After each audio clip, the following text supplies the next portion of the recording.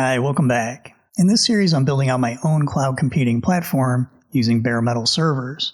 But before I start to build everything out, I have to cover the complicated topic of security. In my last video, I covered hashing, and this time I'm going to take a look at symmetric encryption, which uses the same key to encrypt and to decrypt. To kick this off, let's look at one of the simpler forms of encryption, the Caesar cipher. Named after Julius Caesar, this technique is claimed to have encrypted messages during his military campaigns. To make your own Caesar cipher, you'll need two rings with letters.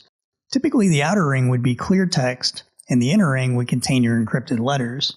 The offset of the rings is called the key. Julius Caesar is claimed to have used an offset of 3, so we'll use that for our example too. Now for a little bit of terminology. A key is a secret piece of information used to encrypt or decrypt a message. A cipher is the algorithm that performs the actual encryption in combination with the key. The cipher in this example is pretty simple. You take the original letter and shift it based on the value of the key. So with a key of 3, the letter A becomes D. To decrypt, we would just reverse the operation.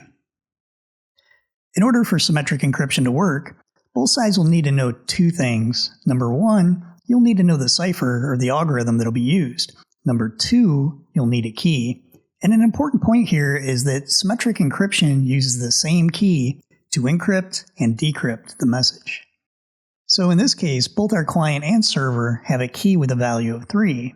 If a hacker was intercepting our traffic, they wouldn't be able to decrypt the message unless they can figure out the key. However, once they know the cipher, they can start to guess what the key might be. In the case of the Caesar cipher, finding the key is pretty trivial. The hacker would just have to try each of the 26 keys until they find the right one. If you have a strong enough cipher paired with good keys, symmetric encryption works really well, but there is one problem. How do you deliver the key to your client? Because a hacker sitting in the middle could intercept it. So what do? Do you email it or send it through FedEx?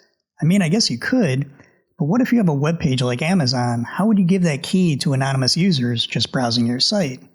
The solution to the problem is a little bit complicated because symmetric encryption alone isn't enough. Before we can send our symmetric key, we first have to establish another layer of encryption called asymmetric encryption. In the next video, we'll continue with asymmetric encryption, which uses separate keys for encryption and decryption.